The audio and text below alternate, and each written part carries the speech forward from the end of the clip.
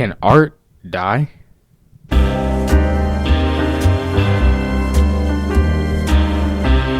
Timothee Chalamet, a young 30-year-old actor, he's been very vocal on his pursuit of self-proclaimed greatness, which so far has been more than successful in this case. But in the mix of that, he said something that perked my ears, something that brought a wave of eyes to an ancient art. This brings us to this year's Oscars, where Timothee, after being snubbed for a multitude of his other roles, is looking for his first award in his highly touted movie, Marty Supreme, which in its own right had its own controversy for how brash and outspoken Timothee was with its promo. But with this anticipation for his heavily contested Oscars came this interview, more specifically this part. I admire people, and I've done it myself, to go on a talk show and go, hey, we got to keep movie theaters alive. You know, we got to keep this genre alive.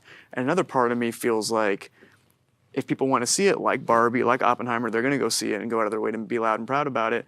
And I don't want to be working in ballet or opera or, you know, things where it's like, hey, keep this thing alive, even though no one cares about this anymore. All respect to the ballet and opera people out there. I just lost 14 cents in viewership, but damn, I just took shots for no reason. To break down this clip, Timothee is essentially saying if he had taken, in this case, the opera or ballet route, due to the lack of eyes or popularity, his career would either be dead or have never been alive in the first place. Which is why instead of having to carry a genre for a fraction of the fame, he chose the road of acting. And when he said this, a thought and a question immediately popped into my head. Is it true an ancient art is dying?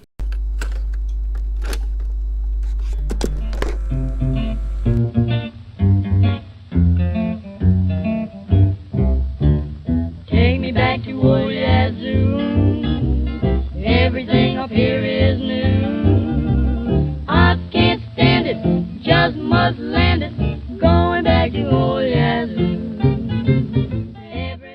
44th in the world. Out of all physical activities, ballet is the 44th most participated in the world. Now, what we just saw is Swan Lake, and if you're above the age of 10, you've probably at least have heard of this production. But given the fact I just gave, that's not enough. If it's so popular, how come me, you, or anybody around you has probably seen one or most likely less than one ballet show in their lifetime? Well, the answer to that is both simple and complex, and it all starts at the beginning. 1500. The inception of ballet starting in Italy and France when Catherine de' Medici married King Henry II. She brought over all kinds of things, even introducing early ballet styles into the court life of France. This starts building the puzzle we're putting together as to why someone, especially in the western part of the world, would say ballet is dead. See, as it reads, the earliest the western part of the world was even introduced to ballet was in 1735, coming in small waves in the massive booms of ballet in the European area. But this, however, isn't where the story of ballet picks up, in America specifically. That starts in 1930, due to this guy, Sergei Diaghilev, a Russian ballet promoter, who has been credited by founding the historic ballet company, the Ballet Russes, and more importantly, revitalizing ballet, or being crowned as a savior of ballet. He accomplished this by bringing other historical arts and blending them all together into ballet. The turning point in this being his ballet director, with the booms of his ballet directory career coming fairly early into the span of his body of work, spanning from 1910 to 1913, a year after the company's inception.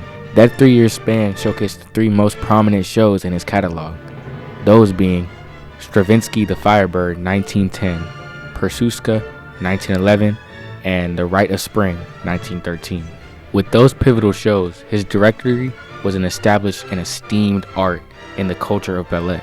He carried this momentum until his unfortunate death in 1929, effectively dissolving the once pivotal ballet rushes and having them disperse into a multitude of places, one of the most prominent destinations being America. This is where the boom of ballet starts in America, right in the heart of New York. A once now irrelevant art has seemingly been rushed to acceptance in the Western culture. Accepted late, yes, but accepted nonetheless. But this brings us back to culture and roots of ballet. The delay and late start of ballet culture in the western part of the world heavily impacts the development and involvement of ballet in an average American's life, whereas other parts of the world, especially Europe, has had 400 years of development and root building and culture shifting of ballet just intertwined with their culture. And if the US were to match that, we would have to go from 1930 all the way to 2330. Probably a longer span than any of us watching this video would have to live. While everybody was already building an established art, the western part of the world was trying to start the relevance of an art being matched up with Hollywood movie and TV show culture. So, one might say that's our answer, right? No. See, to bring it back to Timothee, he grew up in the epicenter of ballet. I mean, the hot spot of ballet is his hometown. And he has countless connections to ballet, having a mother and sister heavily pursuing ballet, and even himself participating as a theater kid when he was a young actor. He was essentially bred in ballet and theater, so why of all people would he say this? Influence. It all starts with influence and what you're influenced by. And for this case specifically, the influence ballet had not only on Timothee, but his generation of people growing up. And that influence is, sad to say, non-existent. See, when ballet was growing in popularity in the US, so was the movie and TV show ecosystem. So much so that the 1930s has been crowned as the golden era for movies and television. A new, more enjoyable and convenient way to watch movies, and more importantly, a better way to gain riches and fame. This set a new precedent, a new standard for children even way before Timothee, to shift that goal from maybe a ballet great to a Hollywood movie star, or a star role in a TV show. Which is why if you were to ask a kid growing up in Timothee and even earlier than Timothee, which they'd rather be, a ballet dancer or an actor, actress, or a supermodel even, 9 times out of 10, they're not going to pick the ballet. And that goes for everything pertaining to two arts. They'd rather watch, listen to, and participate in a Hollywood movie rather than an intricate, hard, grueling ballet session or a ballet production. And it's sad to see that such an ancient art isn't as big in the western part of the world, but it's just how we grew up. And this is how most kids were advertised, even if it wasn't intentional. His generation and the generations before him were molded into thinking ballet was an art of the past and effectively phasing the art out of the public eye.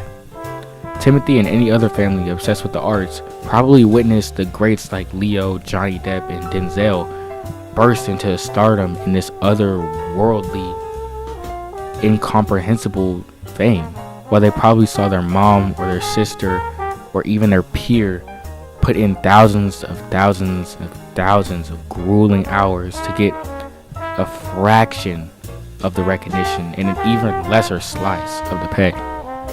All of this because they did a dead art. So, was Timothee right? Can an art this praised, this ancient, this historic die? I say, yeah. An art can die, but only in proximity to you.